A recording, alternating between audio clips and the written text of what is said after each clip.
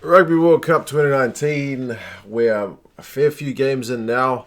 I'm going to call it a round, but the latest round is over. Not that it has rounds. Look at some key stats, individual and teams. Have a look at the pools to see where the teams are at.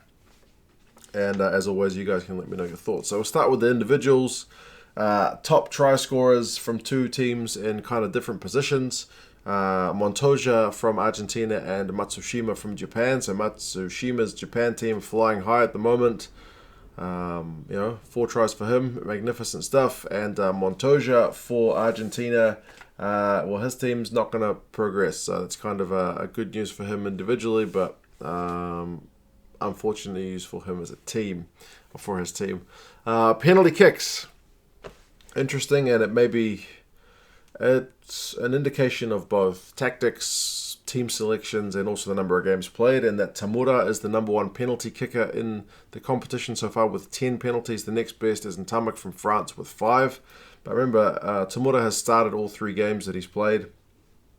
Some of the teams haven't played 3 games yet, and a lot of the teams have been kind of chopping and changing who plays 10, who's their kicker. So that may speak to part of that, but it's just an interesting disparity that it's 10 to 5, from 1 to 2. Runs, Semi Radradra from Fiji is your number one run man. He's had 44 runs in the 3 games for Fiji.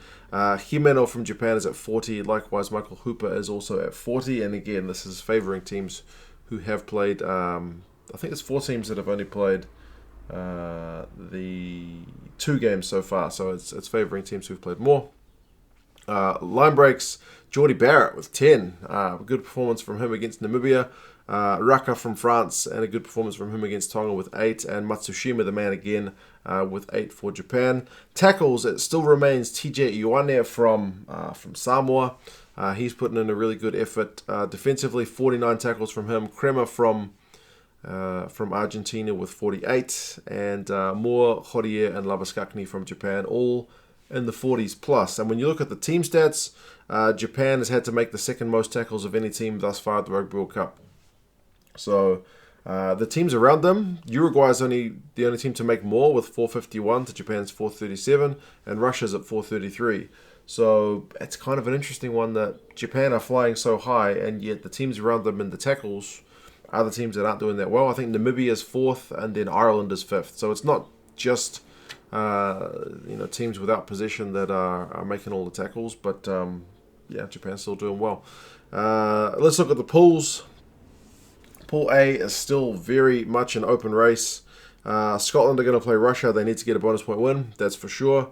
Ireland against Samoa. If Ireland get a bonus point win, I think that makes them through because Scotland can't catch them. And then Japan against Scotland. I think Scotland may need a bonus point win to go through. If Japan win, they're definitely through, so it's probably going to come down to an all-or-nothing match between those 2 teams. There's still a potential that they could finish on matching points. So Pool A is still pretty open. Samoa and Russia are not going to make it, though.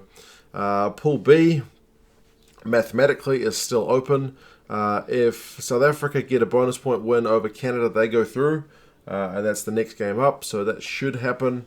New Zealand not mathematically through yet. I think if Italy win, especially with a bonus point, then they could be in trouble, but odds of that happening pretty slim. So in all likelihood, it's going to be remaining that way with potentially just these 2 teams to fight it out for who's 4th and who's 5th. Pool C is already decided. England and France are going through, so these 3 teams are out, and that's the only pool which is mathematically already decided. Again, Tonga and USA will have an interesting matchup to see who finishes 4th and 5th. And France and England will have a matchup to see who goes through top and who goes through as the runner-up of the pool, which it'll just be interesting to see which kind of side of the draw you end up on for that one. Pool D, again, in all likelihood, it's probably going to be Wales and Australia going through. If Wales beat Fiji on Wednesday, then they are mathematically through. But if they lose, then I think that keeps Wales, Fiji, Georgia, and Australia all alive to see what happens with the final 2 games.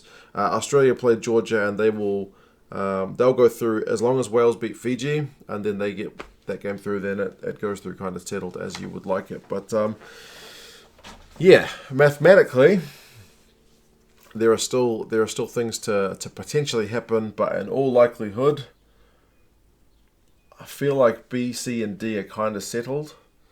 It's just what happens with A that is the question. So all eyes on Pool A for sure. Still quite a few games to go before we get into those knockout stages. It should be good times.